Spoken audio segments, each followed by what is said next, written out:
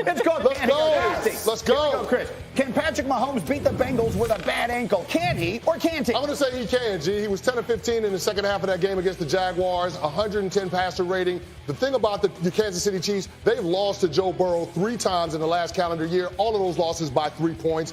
They've had a touchdown lead in the second half of all of those games. If they can keep it close and rely on the running game, Patrick Mahomes can get it done at the end. All right, then how about the other quarterback? Can Joe Burrow overtake Mahomes as the best quarterback in the sport with a win? Can he or can't he? He can, and there's no doubt about it in my mind. If he wins this game on Sunday, then you're talking about Joe Burrow being the best quarterback and the best football player, Dan Orlovsky, in the National Football League. Beating Pat Mahomes, the best player in the sport, 4 times in the last 2 years, and 3 of those being in Kansas City and 2 of them being in the conference championship game, yeah, he's wearing the crown for the best quarterback in the game. All right, we're coming back to this from Dominique's face alone. Meanwhile, let's go to the NFC. Can Jalen Hurts lead a dynasty in Philadelphia? Can he or can't he? Yeah, he can. I mean, what? He's 15-1 as a starter with the Philadelphia Eagles this season. This guy is dynamic.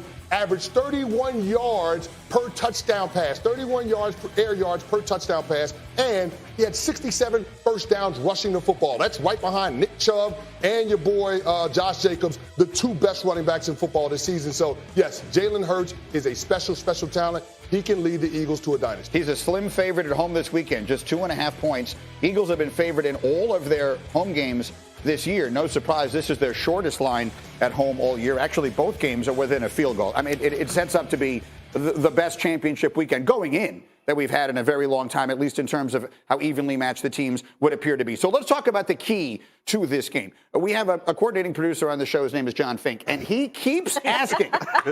He desperately wants someone to say that this challenge, the San Francisco defense, is the one that Jalen Hurts hasn't seen yet. Yeah. This is the test he hasn't passed, and until he does, he's not completely convinced. Is that reasonable? Is he ready for this? It's unreasonable to say that he's not convinced. We've had a whole season worth of Jalen Hurts convincing us. I understand that there's another tier for him to get to, and that's doing it in the biggest moment.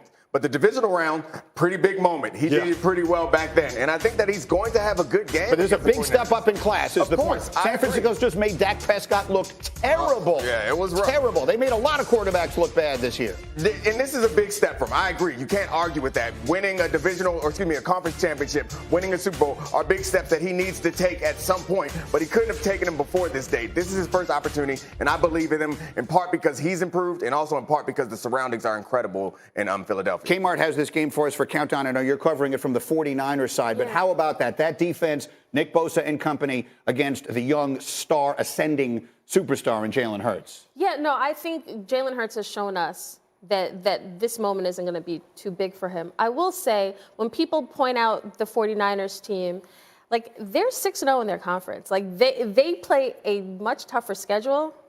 And the Eagles facing the Giants, I'm not trying to knock the Giants, but it is a different level of competition. Mm-hmm. I'm curious how this game will play out. I think it's going to be a lot closer than some people think, just because these two teams are evenly matched. But Jalen Hurts, to have him have that sort of performance, especially with the shoulder, we've been talking about it for several weeks, for him to come out and look as dominant as he did, that gives me confidence. But it's going to be a tough test with these pass rushers. San Francisco 49ers haven't seen what the Eagles going to bring to the table. That part. They haven't seen what the Eagles going to bring to the table. Because everything we talked about, when you just sat here and just, basically gassing up the 49ers defense, and rightfully so. Yeah. They are awesome. Yeah. But guess what? Philadelphia is awesome.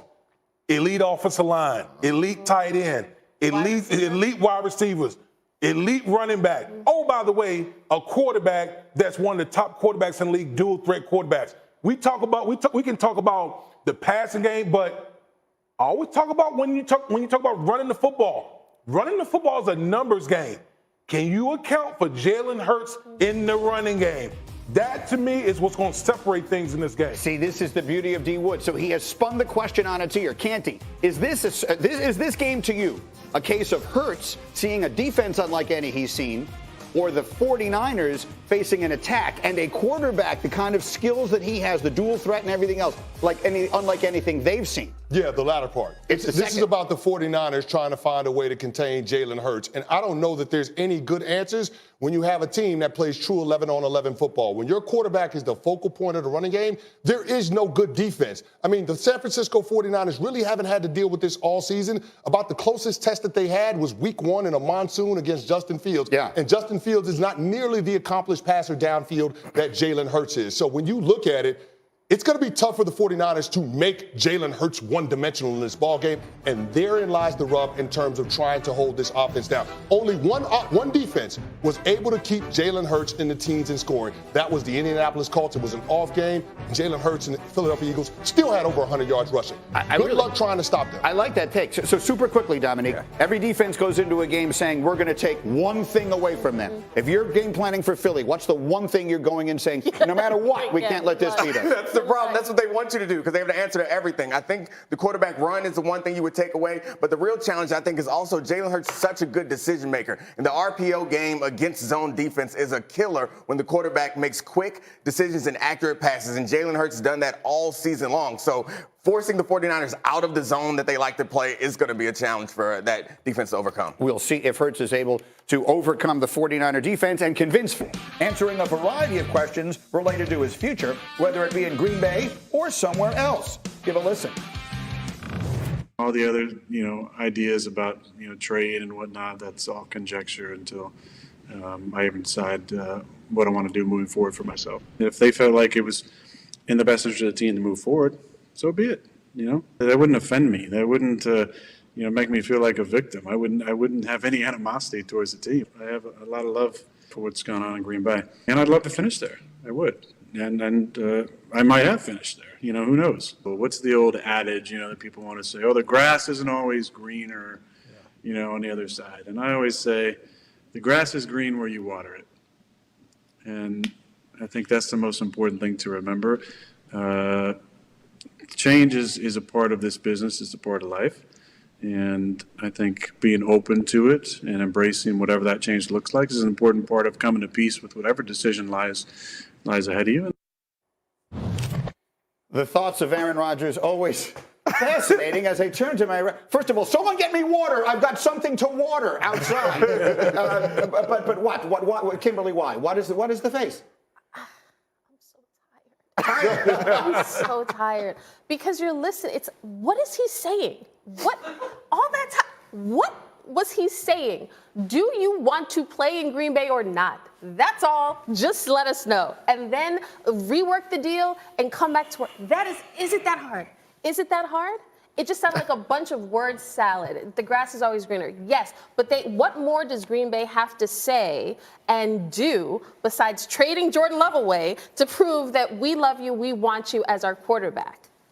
Big fella? Make it make sense.